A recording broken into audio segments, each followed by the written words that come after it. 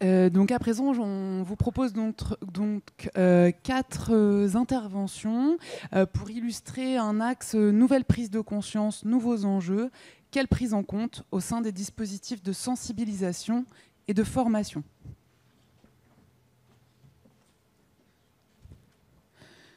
Voilà, et donc notre première intervention sera donnée par Céline Robert. Céline Robert, vous êtes donc responsable du fonds de recherche sur le genre Aspasie, qui est situé à la BU Éducation de l'Université Claude Bernard Lyon 1, et vous êtes donc bibliothécaire. Je vais lancer votre présentation.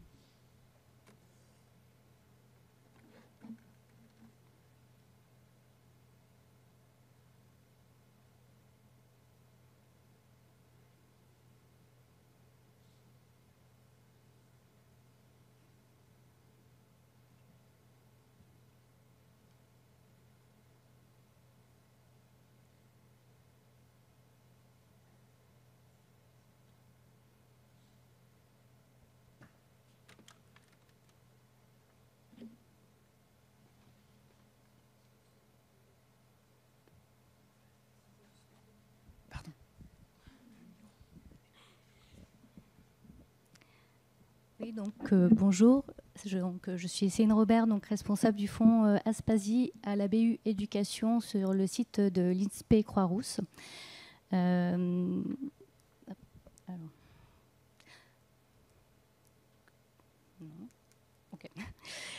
Donc, je vais vous présenter ce fonds. Donc, tout d'abord, son nom, Aspasie, qui est un hommage donc à une savante célèbre de la Grèce antique qui a vécu au 5e siècle de notre ère à Athènes, originaire donc de Milet en Asie mineure. Elle a vécu avec le statut d'étrangère à Athènes. Et c'est ce statut qui lui permet d'être une intellectuelle et une femme libre. Elle a également côtoyé des personnes puissantes comme Périclès qui fut son compagnon et Socrate qui fut son élève dans l'art oratoire. Donc voilà pour l'origine du nom, avec, vous voyez, le logo qui a été créé à l'effigie d'Aspasie. Donc le fonds a été constitué en 2000 dans le cadre d'une convention interministérielle pour la mise en œuvre d'une politique globale d'égalité des chances entre filles et garçons, les femmes et les hommes dans le système éducatif. Et il fut créé donc également à l'initiative des enseignants-chercheurs de l'INSPE. Et ce fonds est ouvert depuis 2001 au public. Donc initialement, il a été constitué grâce à des subventions de la direction de l'enseignement supérieur et du Fonds social européen. Et depuis 2006, c'est l'INSPE donc, qui le finance. Et le fonds Aspasie et l'INSPE ont été rattachés en 2007 à l'université Claude Bernard. Et donc c'est l'ABU Éducation, donc, grâce au service commun de la documentation également composante de l'université, qui gère le fonds.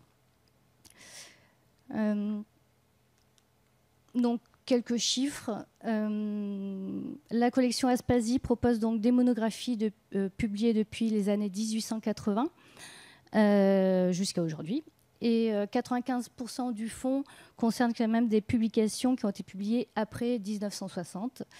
1960-1970 concernant à l'arrivée donc des gender studies ou études sur le genre. Le fonds est constitué d'environ 5500 livres, dont 80% sont en langue française et 20% à peu près en langue étrangère. Nous avons également des revues, 11 titres de revues, dont 6 en langue étrangère. Et le fonds, la collection, on va dire, est composée de 5 fonds. Donc le fonds majoritaire, qui est un fonds général constitué de documents de niveau recherche et de documents de didactique. Puis on a un fonds assez conséquent de littérature jeunesse, un fonds de bande dessinée pour les adultes, et puis plus petit, un fonds de DVD et de jeux. Alors, nos publics, donc, nous sommes une bibliothèque universitaire, donc il est normal que nos principaux usagers soient les universitaires. Donc, en premier lieu, les étudiants, notamment donc, les étudiants de l'INSPE, les étudiants qui sont formés dans le master MEF, donc master au métier de l'enseignement, de l'éducation et de la formation. Au niveau du campus de la Doua, où nous sommes actuellement, donc Lyon 1 propose également le master EGALAPS, égalité dans et par les activités physiques et sportives. Au niveau du bassin lyonnais, il faut savoir que Lyon 2 et Lyon 3 proposent également leur propre master MEF, donc potentiellement des étudiants en sciences de l'éducation qui peuvent mener des travaux de recherche avec des thématiques propres à Aspasie. Et au niveau Lyon 2, donc Lyon 2 propose un certain nombre de masters autour des questions du genre. Par exemple, le master Mathilda qui traite de l'histoire européenne des femmes et du genre du XVIIIe au XXIe siècle, pardon, ou encore le master genre littérature et culture, et il y en a d'autres. Au niveau des laboratoires, là je vais rester dans la sphère Lyon 1, donc il y a le groupe de recherche interdisciplinaire GEM pour genre, égalité et mixité qui est rattaché à l'INSPE. Et puis, depuis 2023, a été créée la chaire LGBTQI+, qui est rattachée donc, au laboratoire des vulnérabilités et de l'innovation dans le sport, donc toujours à Lyon 1. Et bien évidemment, le fonds Aspasie rayonne au niveau national, car il est ouvert aux pré-entre bibliothèques et donc dessert la communauté universitaire au niveau de la France. Donc là, c'était le public universitaire, mais nous, donc BU Éducation, nous desservons également un public d'enseignants, enseignantes du primaire et du secondaire en poste. Le fonds Aspasie répond à des missions fondamentales pour l'éducation nationale, qui est de réagir donc aux stéréotypes sexistes, de lutter contre l'homophobie, d'éduquer à la sexualité et d'accompagner les enseignements au regard de la question de l'égalité filles-garçons. Et donc, les thématiques d'acquisition principales pour ces publics-là, ce seront de la documentation qui vont aborder les thématiques de l'égalité filles-garçons à l'école et également l'éducation à la vie affective et relationnelle et à la sexualité. Donc, le nouveau programme, en l'occurrence, qui va être mis en place en septembre 2025, même si les questions d'éducation à la sexualité existent depuis la loi de 2001. Au niveau du fonds recherche, donc celui-ci constitué de documentation allant d'un niveau licence à celui de recherche. Et les axes thématiques choisis passent par le prisme des champs disciplinaires tels que la psychologie, la sociologie, les langues, les sciences, le sport, l'histoire. Et les thématiques, on va dire, qui sont au cœur des acquisitions concernent donc l'histoire des femmes, l'histoire du féminisme, l'égalité de genre et la lutte contre les stéréotypes et les discriminations.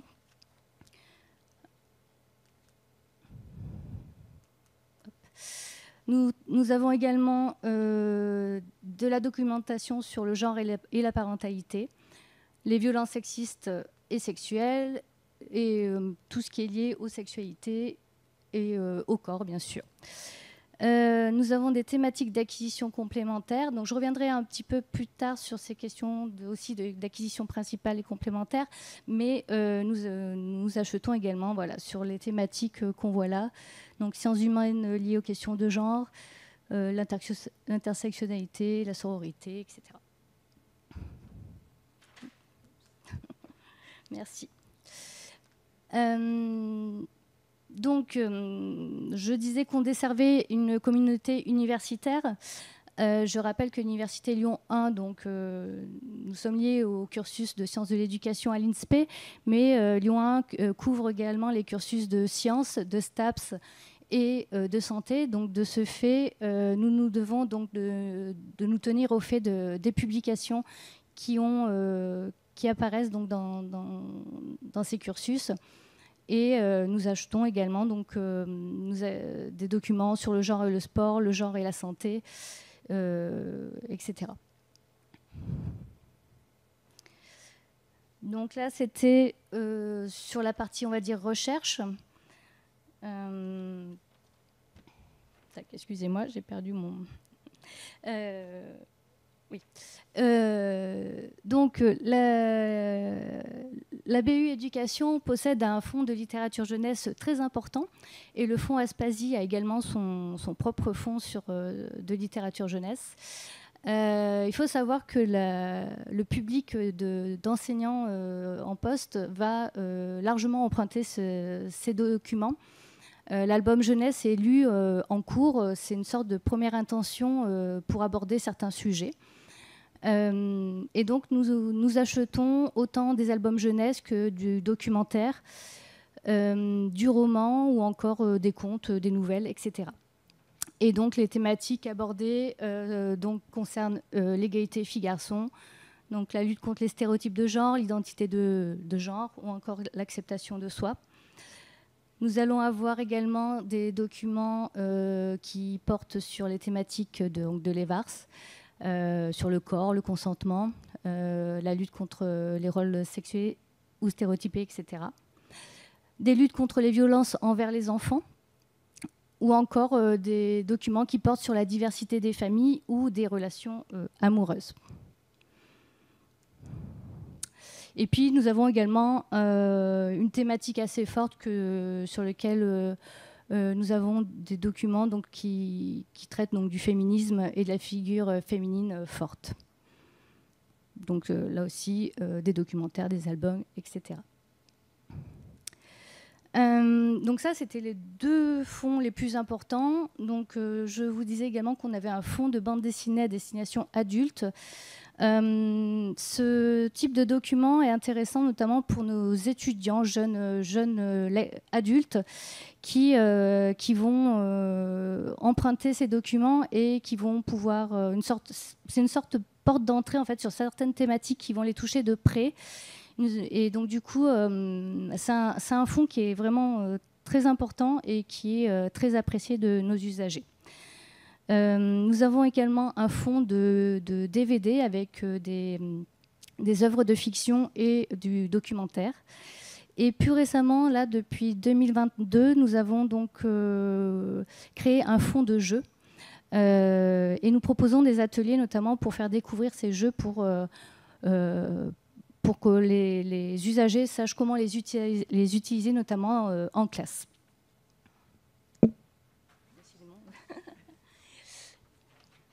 Concernant les actions de valorisation, donc nous travaillons en étroite collaboration avec l'INSPE de la Croix-Rousse, ce qui nous a permis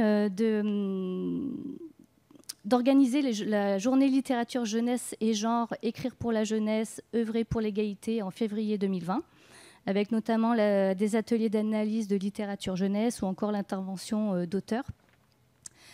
Au niveau de l'université, nous travaillons également beaucoup avec la mission égalité-diversité, ce qui nous a permis de mettre en place, par exemple, des lectures de contes avec des drag kings et drag queens.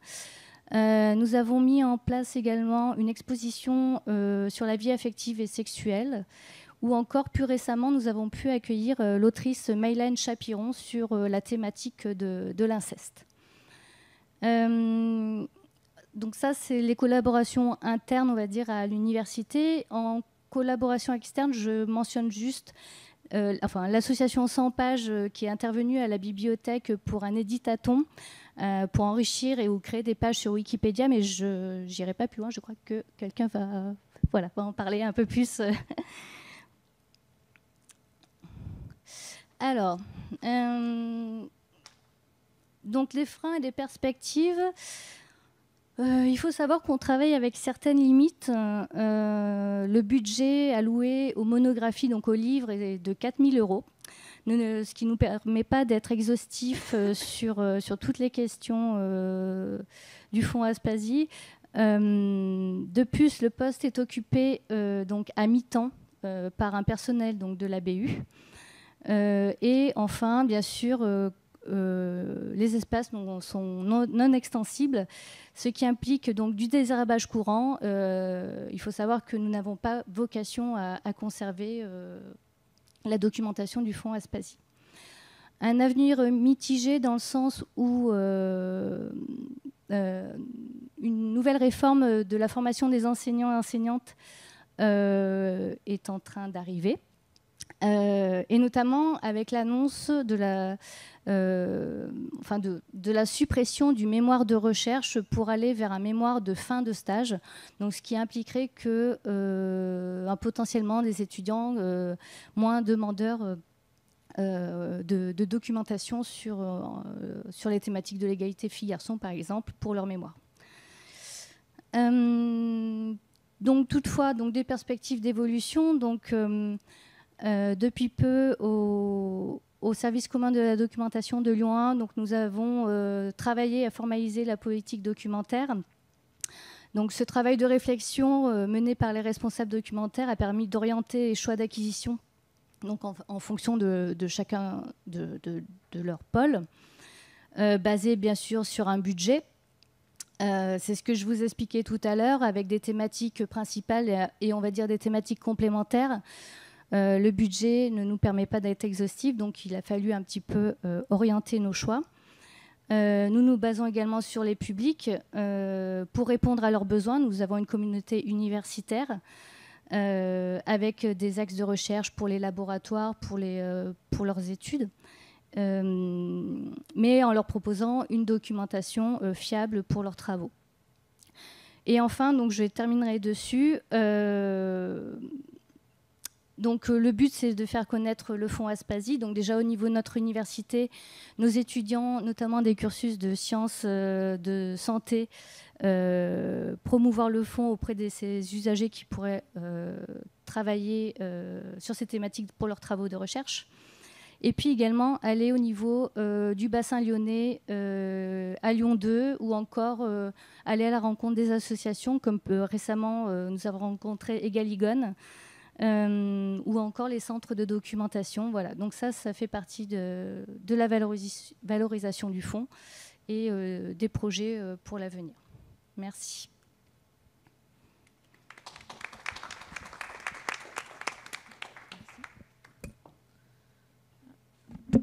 Merci. À présent, Sylvie Tomolilo, vous êtes anthropologue de formation.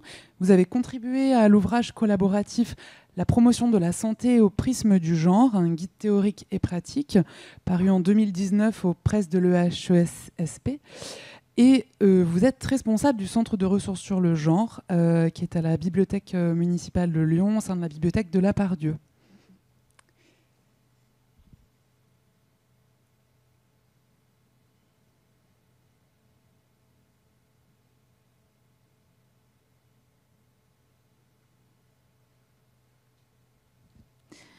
Bonjour à toutes et à tous. Donc je remercie l'ENSIB pour son invitation, et puis toutes les intervenantes et tous les intervenants. Enfin, l'intervenant, il me semble qu'il y en a qu'un.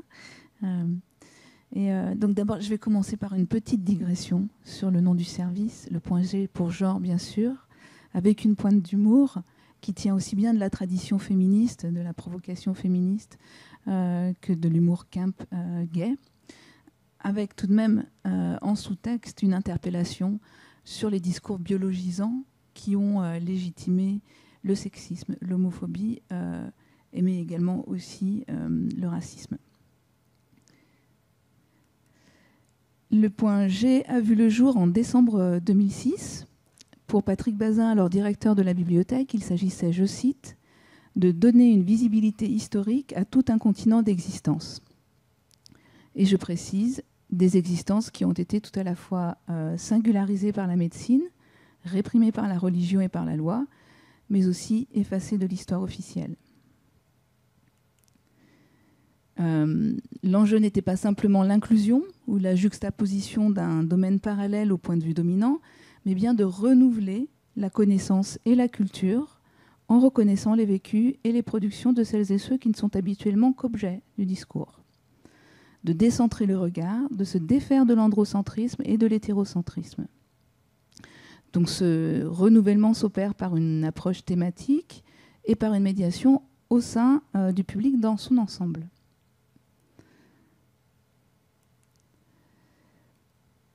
La partie la plus visible du point G, en ce qui concerne les collections, est le fonds contemporain. Constitué d'acquisitions ciblées, il comporte actuellement un peu plus de 3000 livres et DVD pour la plupart des 2 dernières décennies, dont environ 650 sont directement accessibles, les autres étant conservés au silo. Et cet ancrage visible au sein d'une bibliothèque municipale est un gage de légitimité. Il offre un espace sécurisant et néanmoins ouvert. Alors la bibliothèque ne se focalise pas sur la sexualité de ses usagers ou sur l'identité de genre de ses usagers et usagères. Elle s'efforce d'être un lieu accueillant et vivant pour toutes et tous, mais ceci non pas dans une vision abstraite de la population, mais en tenant compte des réalités sociales et des inégalités et violences connues.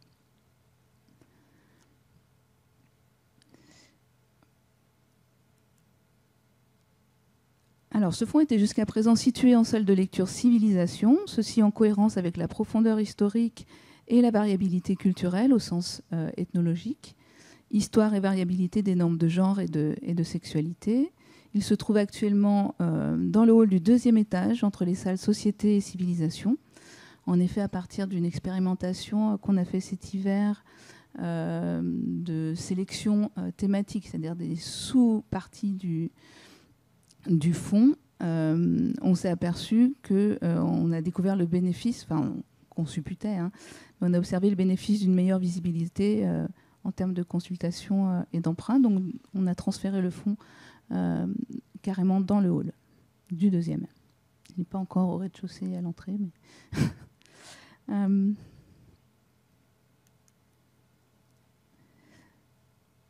la Mathilde, il va avoir...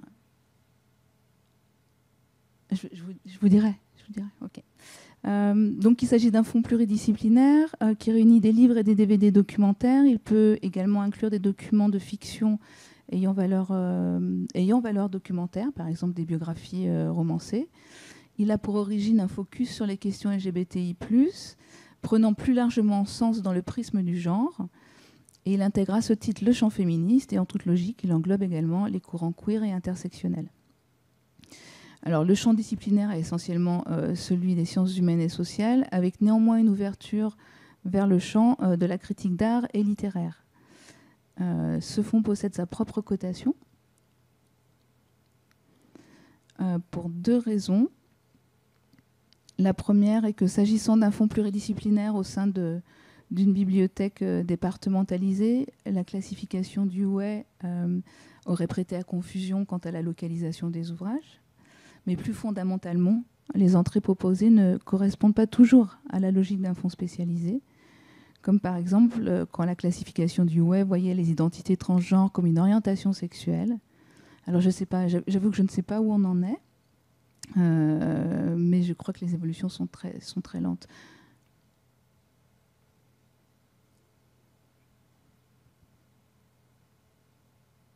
Ouais, je vais passer à la slide suivante.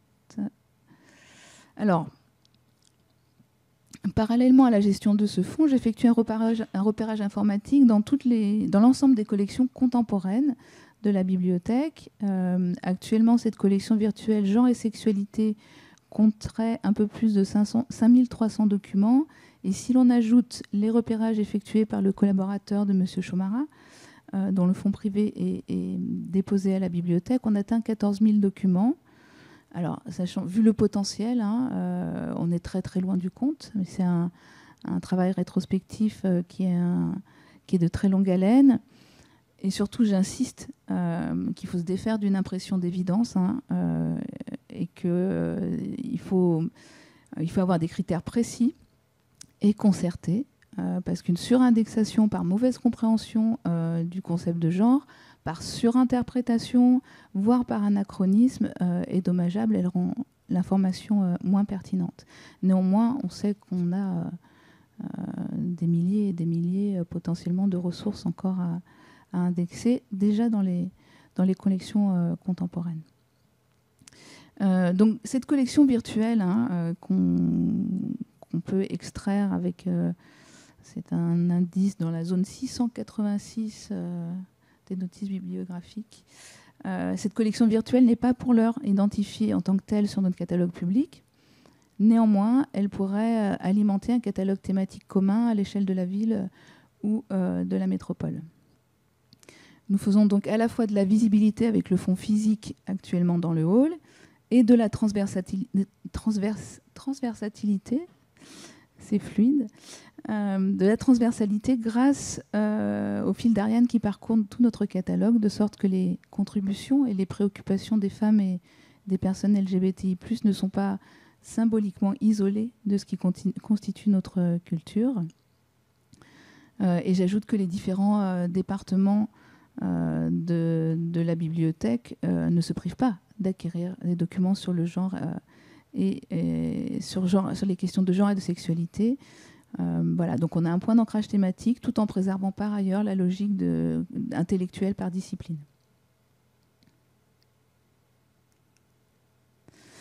J'en viens aux autres activités. Alors, je ne parlerai pas de l'EMI proprement dite, parce que c'est ma collègue Anne-Cécile Hiverna, qui est responsable du département société, qui la coordonne. Mais je peux dire que les questions de genre et de sexualité ont largement été abordées en EMI via le cycle La Fabrique de l'info. Nous collectons des archives de particuliers et d'associations. Hélas, pour l'heure, nous n'avons pas les moyens humains de les traiter informatiquement. Mais nous avons les inventaires et donc nous pouvons renseigner les lecteurs, lectrices, chercheurs et chercheuses. Je réponds aux questions des usagers et usagères par mail ou en présentiel et plus rarement par le biais du guichet du savoir. Apparemment, les gens préfèrent adresser leurs questions par mail plutôt que de les rendre publiques. Vraisemblablement, c'est ça qui peut poser problème via l'interface du guichet du savoir. Je précise néanmoins que mes collègues du guichet du savoir sont désormais, dans l'immense majorité des cas, en mesure de répondre de manière éclairée sur les questions de genre et de sexualité. Du reste, sur l'ensemble des autres sujets aussi. Alors, est-ce que je suis sur la bonne? Oui, toujours. Mathilde, vous pouvez. Ouais. Les conférences, elles sont parfois organisées par le Point G en propre, parfois en collaboration avec d'autres départements de la bibliothèque ou avec des partenaires extérieurs. Par exemple, les départements civilisation et société ont co-organisé avec moi la conférence sur les voiles islamiques dans les sociétés musulmanes et européennes, avec l'historienne Wassila Saïdia. Et c'était une rencontre qui reposait sur un partenariat avec l'ISERL, l'Institut supérieur d'études des religions et de la laïcité. Je vais passer sur l'autre.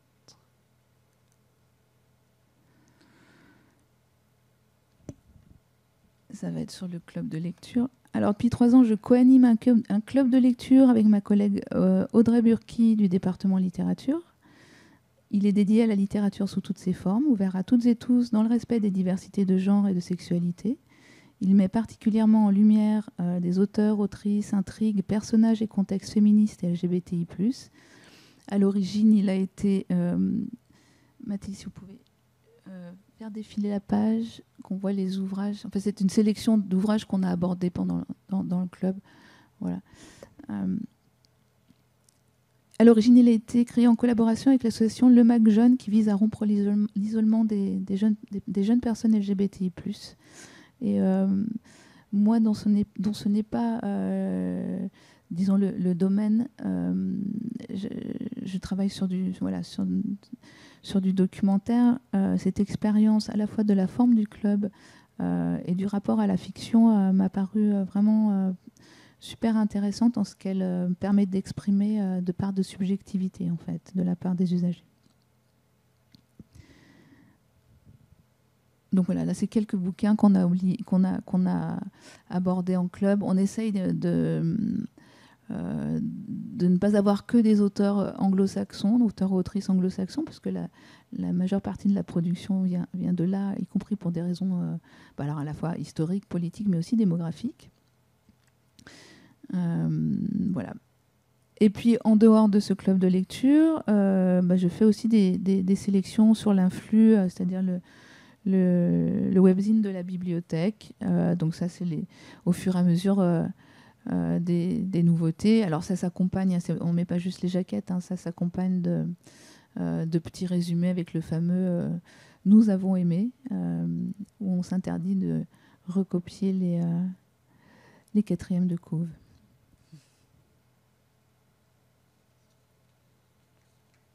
là aussi, il y a quelque chose d'assez... On essaye d'écrire de manière qui se veut... qui décrit bien le contenu, mais on peut mettre une touche de subjectif, et en général, c'est ça qui va chercher les usagers. Alors, je termine ce tour d'horizon avec les partenariats. Pour ce qui est des partenariats pérennes, vraiment au long cours, le centre de ressources sur le genre, en règle générale, au-delà des partenariats pérennes, le centre de ressources sur le genre a 2 piliers, le monde scientifique et le monde associatif. Alors, au registre de ces partenaires au long cours, il y a sur le versant académique l'Université Lyon 2, depuis la création du Master Égal, il y a une dizaine d'années, sachant que désormais Lyon 2 compte, il me semble, 7 parcours genre, et au total, je crois qu'il y a une dizaine de ces masters sur Lyon, désormais. Et sur le versant associatif, notre partenariat avec le Festival Écran Mixte depuis sa création, il y a une quinzaine d'années. Et donc Écran Mixte, pour les personnes qui ne le connaîtraient pas, c'est un festival de cinéma féministe et LGBTI+, qui est organisé par l'association du même nom et qui se déploie dans la ville et dans la métropole de Lyon. C'est un festival qui rencontre un très fort succès. Je crois que c'est le 2e festival de cinéma après le festival Lumière, en fait. Et en 2025, il a accueilli 19 000 personnes, dont entre 350 et 400 à la bibliothèque municipale, sachant que quelques bibliothèques d'arrondissement ont dû refuser plusieurs dizaines de personnes faute de place. Donc selon les années, on a 5 à 8 bibliothèques du réseau BML qui y prennent part. Cette année, on a projeté entre autres un film qui s'appelle Wira, The Rising Forest, un film brésilien sur une biologiste et performeur queer qui lutte pour la préservation d'un territoire autochtone, ou encore Si je meurs, ce sera adjoint, un film français sur la vieillesse queer et la négation de la sexualité des seniors en général. Voilà, juste pour donner une idée des thématiques qu'on peut aborder. Outre la gratuité des projections et la participation à la programmation, la valeur ajoutée de la bibliothèque consiste aussi à mettre en avant des documents pour creuser les sujets abordés.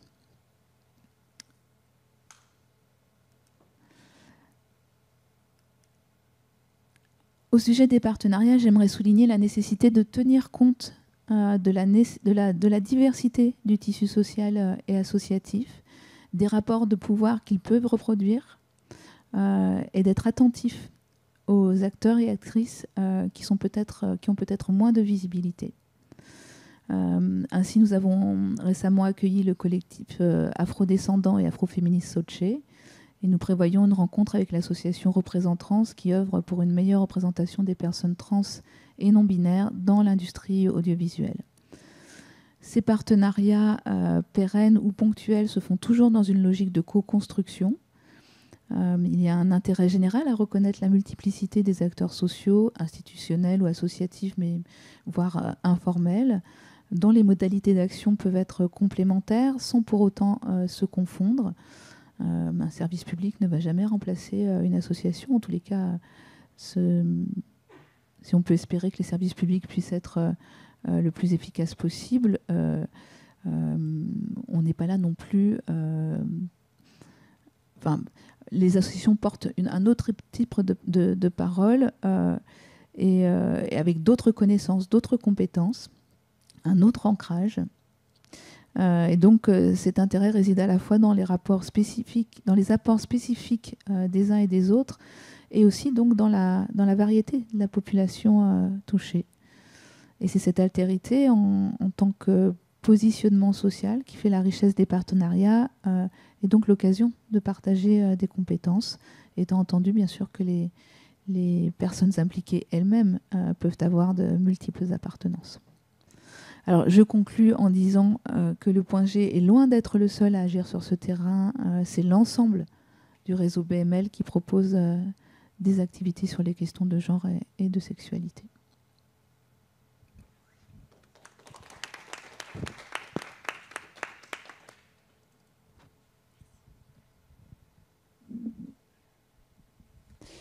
Merci.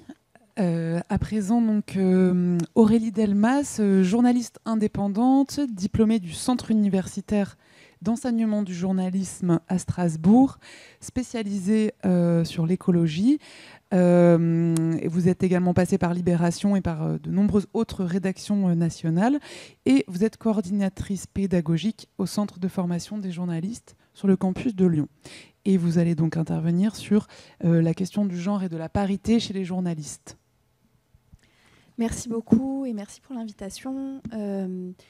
Alors en effet, on va décaler un peu le regard puisque moi je vais pas vous parler de diffusion d'informations mais plutôt de l'aspect production de l'information et notamment les conditions de travail et du milieu journalistique qui expliquent parfois les limites et la lenteur des transformations qui sont engagées sur le traitement de l'information en termes de questions de genre et de parité.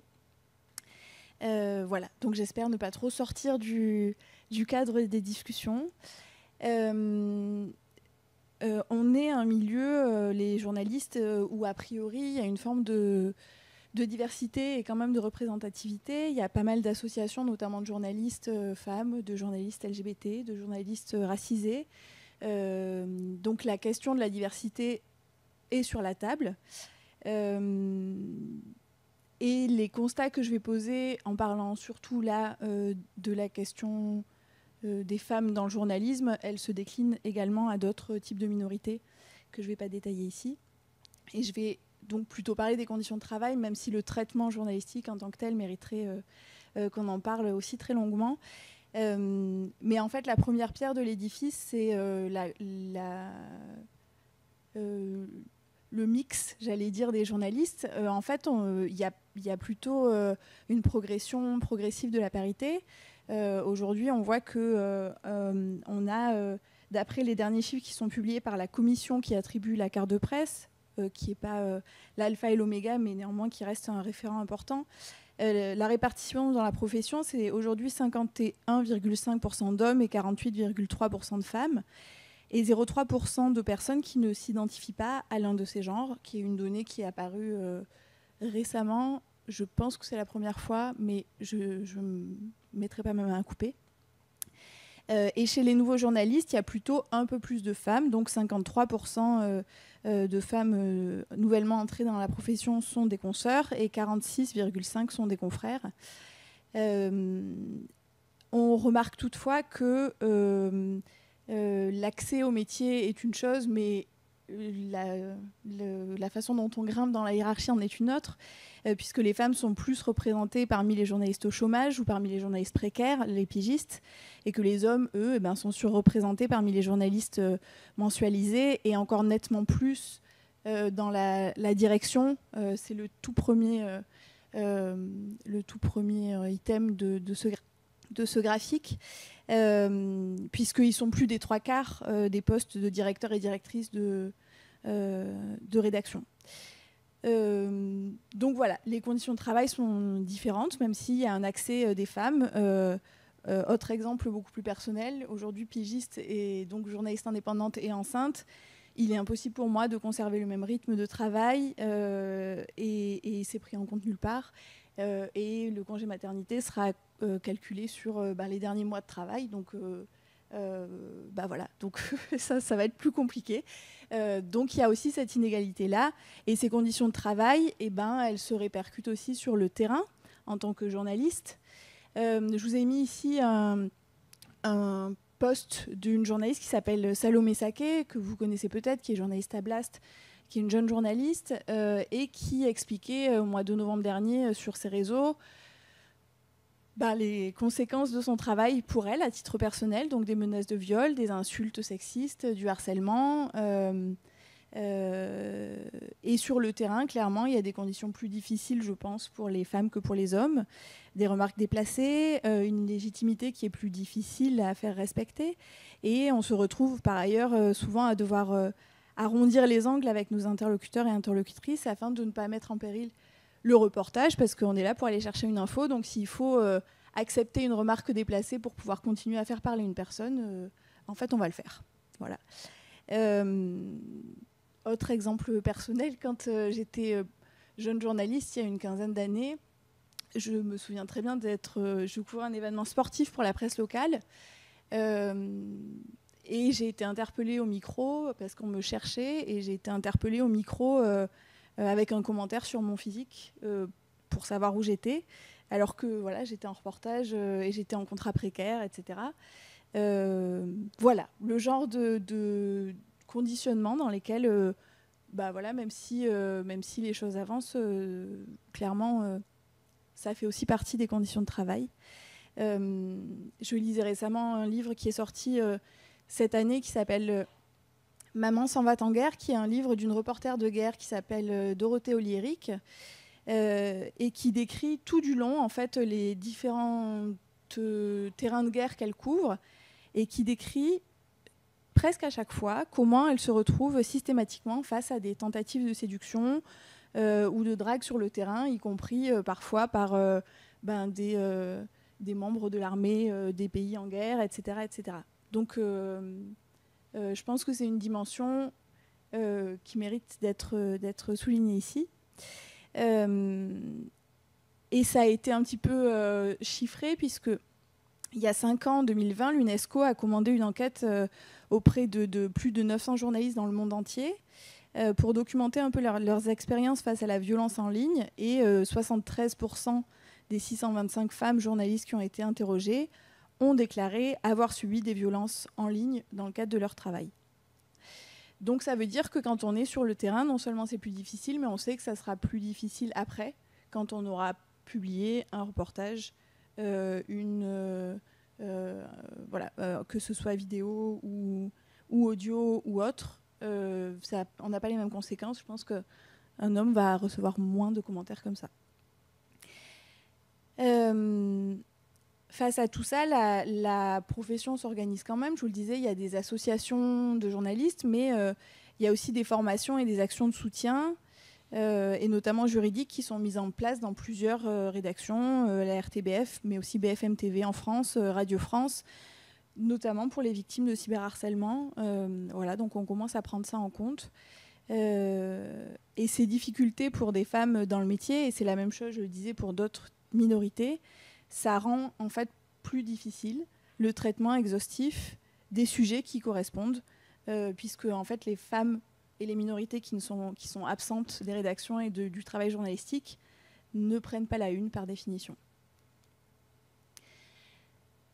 Néanmoins, leur présence et toutes les réflexions qu'il y a permettent aussi quand même de faire évoluer le traitement journalistique. C'est des questions qu'on se pose quand même très souvent dans le milieu journalistique. Déjà parce qu'on doit les traiter, et notamment depuis la révolution MeToo. Et un peu avant la création de MeToo, il y a eu la création d'associations qui permettent, depuis une dizaine d'années, en gros, de travailler sur l'organisation du travail et sur le traitement journalistique. En 2014, donc un peu avant, cette association qui s'appelle Prenons la Une a été créée. Et dès 2016, il y a eu l'écriture de premières chartes, de recommandations d'usage pour éviter, par exemple, les titres humoristiques et le traitement caricatural des violences sexistes et sexuelles. Par exemple, on bannit les expressions crime passionnel, drame familial, etc. Et donc, il y a des recommandations sous type de questions. Donc, est-ce que dans le sujet que je traite, une femme pourrait avoir une place alors qu'elle est absente? Est-ce que j'aurais posé les mêmes questions à un homme? Est-ce que la personne que je décris est décrite physiquement parce que c'est une femme ou pas? Est-ce que cet article comporte des termes sexistes? Est-ce que certains noms peuvent être féminisés, etc. Ça a été listé et diffusé assez largement dans les rédactions. Alors tout le monde n'en prend pas connaissance à la même hauteur, avec la même considération. Néanmoins, ce sont des documents qui existent et qui infusent vraiment dans les rédactions, avec des débats réguliers au sein de la rédaction. D'autres outils comme une plateforme qui s'appelle Les Expertes ont été mis en place. Les Expertes, qui est en fait une plateforme de contact de spécialistes femmes sur des thématiques là où on a beaucoup plus facilement accès à des contacts de spécialistes hommes pour les faire commenter un sujet d'actualité sur lequel on veut voilà, une parole un peu extérieure au reportage pur. Néanmoins, les femmes restent quand même largement moins visibles et moins citées que les hommes dans les médias, on le sait, hein, souvent sur des sujets très restreints. Voilà, en gros, on est sur les femmes représentent à peu près un quart des personnes vues, lues et entendues dans les actualités dans le monde. En France, on est à peu près sur les mêmes chiffres puisqu'on est à 25% et sans évolution notable ces dernières années, quoi. Il n'y a pas de gros changements. Et sur les experts cités, eh ben, on est à 17% de femmes à peu près. Néanmoins, les choses changent quand même. Il y a des médias alternatifs déjà qui naissent et des médias féministes qui ont été créés dans les dernières années, comme La Déferlante, comme Cosette, comme Les Glorieuses. Et puis, de plus en plus, il y a des femmes qui sont mises en avant dans les médias. Pour la première fois, en tout cas, elles ont été majoritaires dans la présentation d'émissions télévision et radio en 2023. On est passé à 51%. En revanche, le temps de parole global des femmes sur et hors des plateaux est resté très inférieur à celui des hommes. Voilà. Il y a des chartes qui ont été écrites dans plusieurs médias et qui ont, je pense que je suis pas dans l'ordre, mais voilà.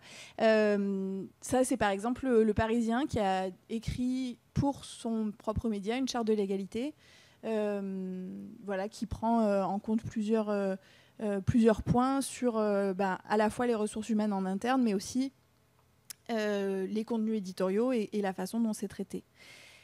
Autre exemple de ce qui a changé récemment, et c'est un exemple qui est venu des États-Unis, Mediapart a mis en place un nouveau poste qui a été vraiment une première en France, qui était un poste de gender editor. C'était un poste qui existait au New York Times et qui a été repris à Mediapart, qui a été attribué à une journaliste qui s'appelle Lénaïque Bredou. Et ça a été fait en 2017, je ne sais plus exactement, un peu après 2017. Et donc son rôle à elle, ça va être d'acculturer les journalistes et d'intégrer plus de diversité dans les sujets et dans le traitement des sujets. Voilà, donc ça c'est un point quand même assez notable et dont on a pas mal parlé, en tout cas dans la sphère médiatique. Mais la question est de dire, une fois qu'on a écrit des chartes, effectivement, et sur la question de l'égalité, mais sur d'autres questions, qu'est-ce qui se passe et qu'est-ce qu'on en fait, en fait, de ces chartes. Et pour le coup, on en est un peu là aujourd'hui. On en est un peu à cet état de fait, d'observer ça et de dire, voilà. Alors, il y a des choses qui ne passent plus, hein, les titres dont je parlais tout à l'heure sur les crimes passionnels, etc., les trucs un peu romantisés vont être pointés très vite. Donc je pense qu'il y a quand même un vrai changement sur le traitement de l'actualité. Néanmoins, voilà, les formations en interne sont encore longues à mettre en place. Voilà, vu qu'on ne croule pas toujours sous les deniers, on est assez vite face à une limite qui repose pas mal finalement sur l'auto-formation et sur les associations de journalistes qui vont faire le travail pour celles et ceux qui veulent bien en tenir compte. Et puis, je me permets aussi de prendre ma casquette de formatrice dans les écoles de journalisme, parce que c'est une question qui concerne les journalistes en activité, mais évidemment que le fait de participer au changement dans les prochaines générations entre en compte. Il y a 14 écoles, 15 maintenant, écoles de journalisme qui sont reconnues par la profession, et elles sont désormais toutes dotées d'un référent à l'égalité et aux luttes contre les discriminations. Voilà, on essaye d'être attentif aussi au nombre d'intervenants et aussi à leur temps d'intervention. Donc essayer de mettre en rapport tout ça, c'est-à-dire pas simplement mettre beaucoup de femmes, mais les mettre aussi sur des sujets importants, faire venir des femmes reporters de guerre et des hommes qui parlent de sujets du Caire, etc. etc. Voilà, et il y a clairement une évolution. Moi, j'ai souvenir dans ma propre formation, une consoeur à qui on avait refusé la spécialisation de JRI, donc journaliste reporter d'image, donc avec la caméra, au prétexte qu'elle était trop frêle pour porter le matériel. Je pense clairement que ce ne serait plus le cas aujourd'hui, donc que quand même on avance. Voilà, il y a aussi dans les écoles des préventions autour des violences sexistes et sexuelles, des permanences d'écoute. Dans notre école, on a une journaliste qui est journaliste et psy, qui permet voilà, de porter ces sujets qui sont à la fois importants pour les étudiantes et les étudiants. Et à la fois, j'observe aussi que les étudiantes et les étudiants, ils ont également besoin de changer leur pratique, parce que malgré leur discours, et ils sont extrêmement sensibilisés aux questions de genre, aux questions d'égalité, etc., pris dans le feu de l'action, entre guillemets, dans la rapidité avec laquelle on leur demande de traiter des choses, et dans voilà, les contraintes matérielles aussi qui sont exposées, ils sont aussi vite dans le moule un peu voilà, traditionnel. Et donc, il y a aussi, voilà, il faut aussi leur apprendre à changer ça. J'ai une étudiante qui se revendique très clairement féministe haut et fort, et à qui j'ai fait remarquer la semaine dernière que son reportage à l'étranger sur le foot, il n'y avait pas une seule femme qui parlait dedans. Voilà. Et elle en a convenu. Alors, c'est pour plein de raisons différentes, mais en fait, notre rôle à nous, il commence là, à cet endroit-là, où on va permettre aux gens que vous recevez de lire des articles équilibrés et où il y a une diversité de points de vue et de représentation. Voilà, pareil, la question de l'inclusivité dans l'écriture, qui a été portée beaucoup il y a 2-3 ans, retombe un peu, j'ai l'impression. Mes étudiants, par exemple, et étudiantes ne l'abordent plus spontanément, alors qu'il y a quelques années, ils se posaient forcément la question, s'ils créaient un site d'information école, est-ce qu'on utilise l'inclusif ou pas, quel type d'inclusif, comment on le fait. Bon, c'est plus exactement... c'est moins important, en tout cas, où ils l'entendent moins en ce moment.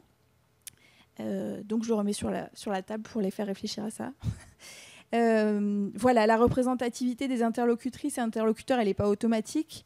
Et donc, on se heurte aussi à des contraintes fortes du journalisme, parce que clairement, la question, c'est aussi qui sera l'interlocuteur ou l'interlocutrice, non pas qui sera le plus compétent, mais qui se dira le plus compétent ou compétente, et le plus disponible ou la plus disponible rapidement. Et clairement, c'est encore souvent des hommes. Et donc, il y a aussi... on est aussi dans un paradigme de toute la société qui est un peu bloqué dans un schéma un peu patriarcal, et la sensibilisation se heurte aussi à toute la réponse qu'on a en face de la part des interlocutrices et interlocuteurs. Voilà. Ça, c'est pour notre école, où voilà, sur les quelques chiffres sur le fait que les journalistes qui rentrent dans les écoles, donc qui sont des écoles à Bac+5, enfin Bac+3 à Bac+5, elles rentrent post-licence. Et donc, par rapport aux chiffres de représentativité que je vous donnais tout à l'heure, la promo de 2023, ils sont 53 femmes et 31 hommes, donc 63% de la promotion. Voilà, donc je ne sais pas si à terme, ça se retrouvera exactement dans l'évolution, dans l'entrée dans le métier, et puis dans la hiérarchie. Je l'espère. Ça, c'est voilà, tout ce qu'on met en place, nous, au sein des écoles, parce que voilà, les conditions de travail, la sensibilisation en amont permet aussi à nos étudiants, je pense, de réfléchir différemment à leur traitement de l'actualité. Mais je ne vais pas m'étendre là-dessus, on va être un peu hors sujet. Voilà pour moi. Merci beaucoup.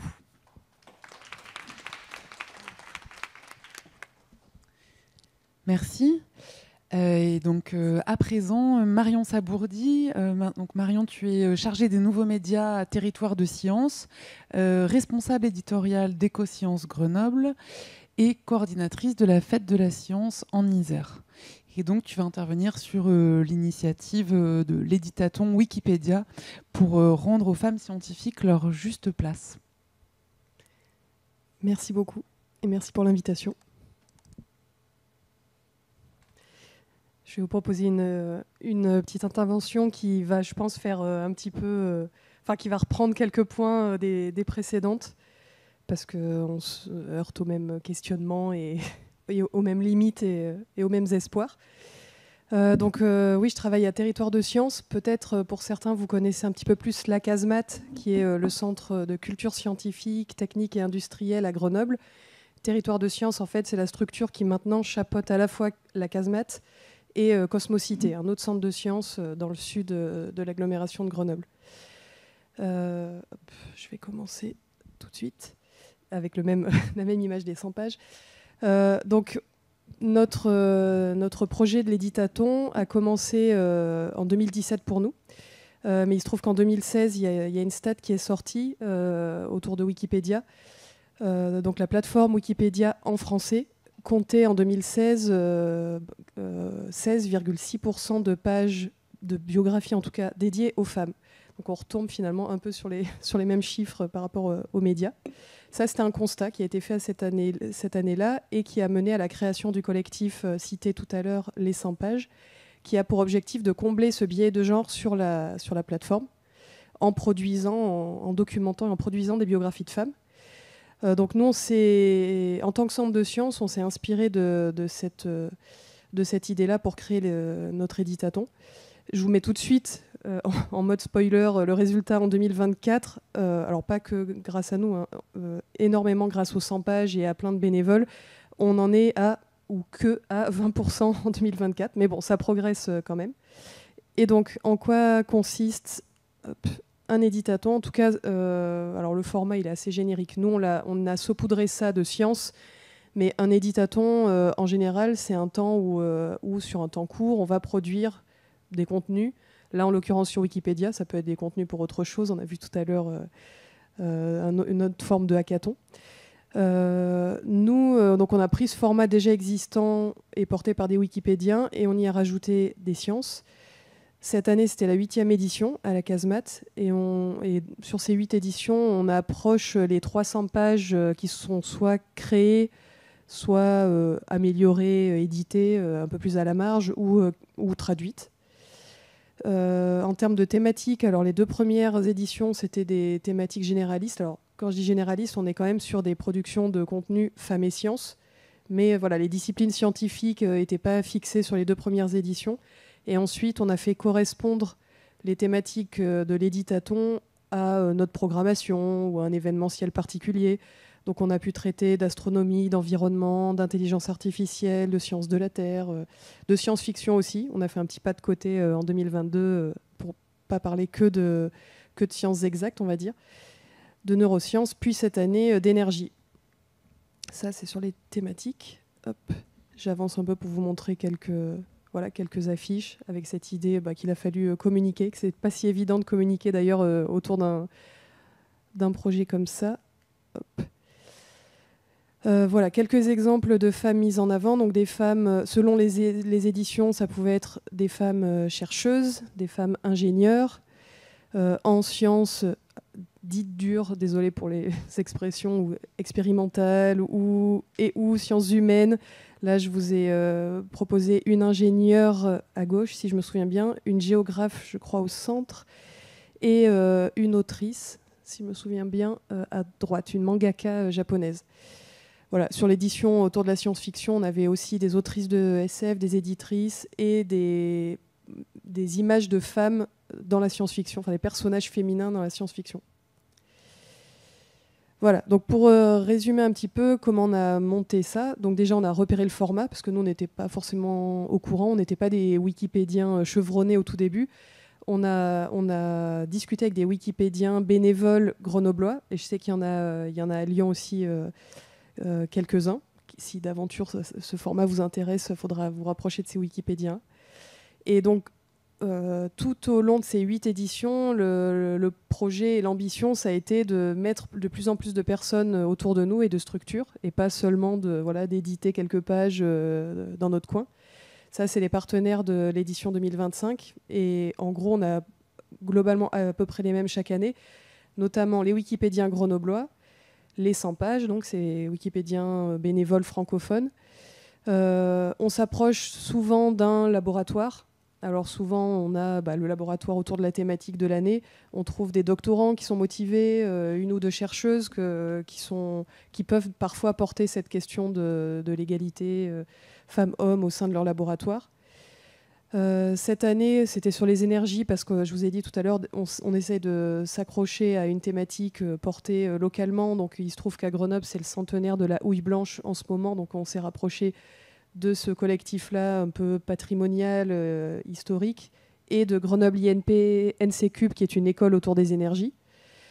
On s'est rapproché également de l'association Elle Bouge, parce que cette année, la thématique des énergies nous a fait nous diriger un petit peu plus vers les femmes ingénieures. Et donc Elle Bouge, c'est une asso qui est assez bien représentée dans la région et qui a des marraines plutôt ingénieurs, soit ingénieurs de recherche, soit ingénieurs dans des entreprises. Et elles sont hyper actives et elles interviennent très souvent à la demande d'acteurs culturels. On a également une association autour de la parité, Parité Sciences. Depuis peu, on s'est rapproché de l'école d'illustration Brassard. Illustration, graphisme, enfin, ils ont plein de cordes à leur arc, mais en particulier l'illustration. Je vais en reparler juste après, mais il se trouve que sur Wikipédia, non seulement il y a peu de femmes, mais quand il y a des pages qui sont créées, elles ne sont pas. Il y a peu de portraits, photos. Donc, une des solutions possibles, si on n'a pas les photos, c'est de faire des dessins, des portraits dessinés de ces femmes. Voilà, je ne vais pas décrire forcément tous les partenaires, c'est pas l'idée, mais c'est pour vous montrer un petit peu comment, d'un format relativement simple, finalement, on s'est approché de pas mal de monde et on l'a fait un petit peu grossir. Bref, donc je vous parle depuis tout à l'heure d'un éditaton en termes vraiment très pratiques, à quoi ça ressemble. Et là, ce que je vous décris, on l'a rassemblé et un peu vulgarisé dans un petit guide là, dont je vous ai mis la photo. Donc si ça vous intéresse pour organiser un éditaton plus tard, vous avez un peu le mode d'emploi dans ce guide. Et puis voilà, le diapo pourra circuler si besoin. Donc nous, en général, pour organiser ça, on détermine une thématique. Donc femmes et sciences et une discipline scientifique. Ensuite, on crée une page projet de l'événement sur Wikipédia. Alors ça, c'est pas la peine d'écrire là, c'est plus, vous pourrez consulter l'exemple, mais ça, pour aujourd'hui, on va pas trop creuser dans l'encyclopédie. Mais on crée une page projet. C'est ce qui n'est pas si évident autour de ce projet-là, parce qu'en fait, il faut essayer soi-même, en tant que porteur de projet, d'entrer dans Wikipédia et de connaître un peu les arcanes de la contribution sur Wikipédia. Moi, au début, je connaissais pas, et on m'a fait comprendre que je peux pas juste demander à un Wikipédien de faire à ma place, ce qui est logique. Il faut se mettre dedans, créer une page projet, montrer un peu patte blanche, montrer qu'on essaye de comprendre les codes de la plateforme. Donc voilà, j'ai appris à contribuer lors de ces éditatons. Trouver une date, bien sûr. Nous c'est plutôt en soirée pour permettre au plus de monde possible de participer. Et ensuite, un des plus gros boulots, finalement, avant l'événement, c'est un peu de préparer le terrain. Parce que globalement, les premières années, on y allait fleur au fusil. On a organisé l'événement, les gens venaient et on leur disait allez-y, contribuez, choisissez n'importe quelle femme, égaux. Alors c'était un peu naïf, mais bon, ça a plutôt pas mal fonctionné les toutes premières années. Et puis on s'est rendu compte petit à petit, notamment, mais ça j'en parlerai peut-être pendant les questions, mais plus les 100 pages avançaient dans leur travail de production de contenu, plus elles ont été scrutées. Et donc plus les pages de femmes créées ont été scrutées par une certaine frange de Wikipédiens un peu énervés, que ça énervait en tout cas de voir arriver le plus de profils de femmes. Donc il a fallu se blinder un peu plus sur les sources et sur l'admissibilité de ces profils féminins en ligne. Donc pour essayer justement de se blinder, l'idée c'est qu'avant un événement, on trouve déjà des femmes scientifiques, ce qui n'est pas si évident en fait, parce que si vous tapez juste cherche femmes de science sur les énergies en ligne, c'est un peu compliqué de trouver des profils. Donc on discute, on va auprès des connaissances, des labos, des gens maintenant du petit réseau autour des éditatons pour trouver des profils et vérifier leur admissibilité sur Wikipédia. Donc je vais pas faire tout un discours sur l'admissibilité, c'est tout un petit exercice en soi, donc je vous laisserai regarder un peu mieux. Mais pour des femmes scientifiques, vous ne pouvez pas mettre sur Wikipédia n'importe quelle femme scientifique, entre guillemets. Il y a des critères comme quoi il faut que cette personne ait reçu des prix reconnus. Typiquement, une médaille de bronze du CNRS ne suffit pas. Il faut au moins une médaille d'or, ou bien avoir été médiatisée un certain nombre de fois et pas une fois unique. Enfin, bref, il y a tout un tas de critères un peu chauds pour les académiques et les scientifiques pour pouvoir être sur Wikipédia. Et puis voilà, ensuite, préparer une salle avec toute la logistique qu'il faut, les ordis, la connexion Wi-Fi, ne pas se faire, comme ça a été le cas lors d'une édition, bloquer son Wi-Fi, son adresse IP pour la sécurité du lieu, ce qui empêche tout le monde de contribuer. Ça, c'est un peu ballot. Et voilà. Et après, la soirée, elle se passe avec une intervenante ou pourquoi pas, mais on favorise les femmes sur ces soirées-là, une wikipédienne qui présente un petit peu les bases de la contribution pendant maxi 40-45 minutes. Il ne faut pas non plus que ça devienne trop compliqué. Et après, on part. Nous, ça a duré à peu près 4-5 heures, le dernier. Les gens restent, ils ont un peu à manger, ils restent autant qu'ils veulent et ils contribuent jusqu'à aller éventuellement à la publication d'une page ou au moins d'un bon brouillon, quoi. Et puis oui, je citais les illustrations. Donc ça, c'est 3 illustrations parmi 5 ou 6 qu'on a eues cette année. Alors là, c'est des étudiants et étudiantes en illustration, d'où la qualité des dessins qui ont été faits en une soirée, ceux-là. Mais ça peut être des dessins beaucoup plus simples. Le tout, c'est qu'il faut que ça soit des portraits inédits et globalement qui ne soient pas trop caricaturaux et qui ne soient pas juste un copier-coller d'une photo. Mais globalement, une sorte de portrait dessiné comme ça. Et vous postez ce portrait sur Wikimedia Commons, qui est la base de données d'images sur laquelle est branché Wikipédia. Et ces portraits-là, ils ont été associés à la page en question de ces femmes-là. Donc nous, on n'est clairement pas les seuls à faire des éditatons en général et des éditatons sur les femmes scientifiques en particulier. Donc j'ai rajouté quelques affiches d'éditatons récents autour des femmes et sciences, dont celui de gauche qui s'est passé à Lyon il n'y a pas très longtemps, qui a été, je crois, porté, ou en tout cas co-animé par la wikipédienne qui est venue chez nous aussi, qui était en résidence jusqu'à récemment à l'Urfis de Lyon. Voilà, il y a tout un tas d'autres éditatons qui parfois se font à distance aussi, si vous le souhaitez. Et donc, ça, après toute cette petite présentation des éditatons, les limites auxquelles on s'est heurté. Alors, je vous ai quand même dit à peu près 300 pages de créé. Donc, globalement, on est assez content de l'expérience. C'est toujours des bonnes soirées. Ça fait plaisir. Les gens contribuent. On a l'impression vraiment d'être utile et de produire du commun, on va dire, et de mettre en avant des femmes de science. Ceci étant dit, on se heurte de plus en plus au problème de manque de sources. Et ça, c'est la limite principale. Donc, de manque de sources fiables autour des femmes de science. Même si ces dernières années, il y a eu de plus en plus de bouquins, articles journalistiques et sources produites, mais on n'en a pas assez. C'est très souvent, on se rend compte sur les mêmes profils, les mêmes femmes de science. Voilà, des fois, les mêmes femmes de science dont on refait les biographies de manière répétée, et pas forcément des femmes contemporaines, ou ça dépend des disciplines aussi. Donc voilà, on manque de sources.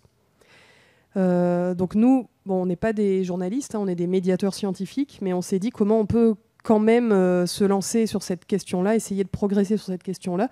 Et pour le coup, on avait envie de se lancer alors modestement, mais dans la question de l'éducation aux médias. Et on s'est dit qu'on allait lancer un projet avec des partenaires autour à la fois femmes et sciences, d'éducation aux médias, et qui était sur cette question de journalisme, d'écriture et de sources. Et donc là, je bascule dans la deuxième partie de ma présentation, qui est celle de ce projet Femmes et Sciences, Retour aux sources. Donc pareil, de la même manière qu'on s'est approché de Wikipédiens, de labos et de plein de partenaires, on s'est dit qu'on n'allait pas faire ça tout seul non plus cette année. Donc on s'est rapproché de la Maison de l'Image, qui est un acteur important à Grenoble et dans l'agglo d'éducation à l'image, d'un lycée, alors le lycée Marie Curie. Bon, c'est un heureux hasard qui s'appelle Marie Curie pour le coup, mais je pense que ça a aidé aussi à ce projet. De l'association Elle Bouge que j'ai citée tout à l'heure, et de 2 journalistes indépendantes, journalistes scientifiques, et ça a été financé par la DRAC, ce projet. Et donc en gros, le programme, ce qu'on a monté, alors ça n'a pas été évident, on est parti cette année avec une seule classe pour être sûr de bien réussir à cadrer tout ça. Et leur programme, pour eux, ça a été de suivre d'abord un atelier autour des stéréotypes et de comment décoder les stéréotypes dans des représentations de métiers notamment. Donc ça, c'était un peu leur première approche assez jeune, des jeunes de seconde, pour préciser. Puis une masterclass avec les 2 journalistes scientifiques qui sont venus présenter leur métier, leur approche du métier et les questions à la fois de sexisme auxquelles elles ont pu être confrontées, comme on a vu à l'instant, et aussi à comment elles, en tant que journalistes scientifiques, elles essayent de faire évoluer leur pratique en interviewant plus de femmes de science, etc.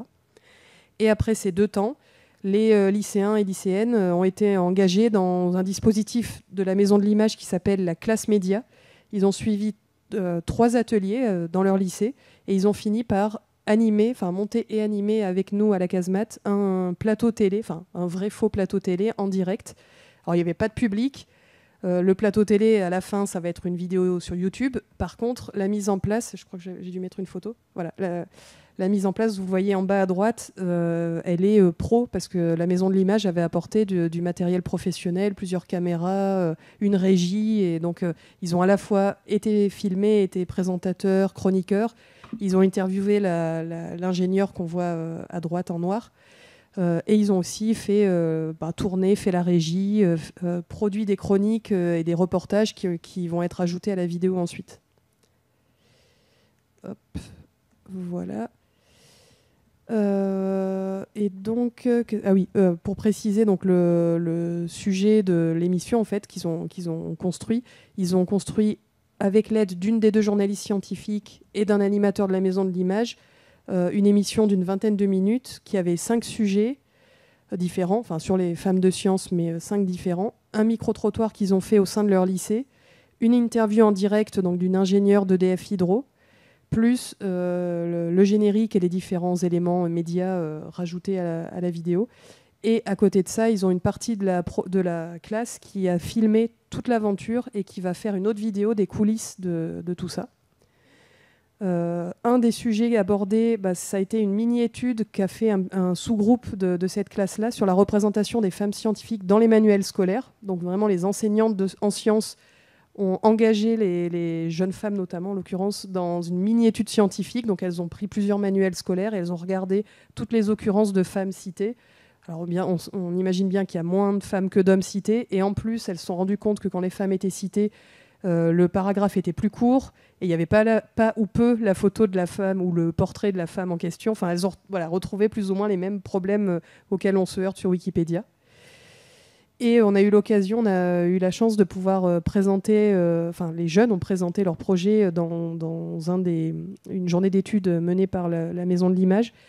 Et on n'avait pas pu vraiment débriefer avec eux en amont et on a été vraiment agréablement surpris parce que ces jeunes qui étaient un peu muets sur la première session où en gros ils nous regardaient un peu de loin, ils ne savaient pas trop à quoi s'attendre, et ils étaient vraiment très, très intéressés. Ils ont trouvé qu'à la fois c'était intéressant, ils étaient très contents d'avoir manipulé le matériel, d'avoir travaillé sur ces questions de genre, mais ils ont trouvé aussi que ça avait soudé leur classe et que ça les avait rapprochés entre garçons et filles de la classe. Donc là, j'ai l'impression de nous envoyer des fleurs à nous, mais on n'avait pas prévu ça pour le coup. On n'avait pas mis d'ambition qu'ils se soudent entre eux ou quoi. On pensait juste apporter un petit projet et qu'ils avancent un peu sur cette question des femmes de science. Et vraiment, ça a été intéressant. On a pu parler plus largement des influenceurs, justement. Ça crée le lien un petit peu.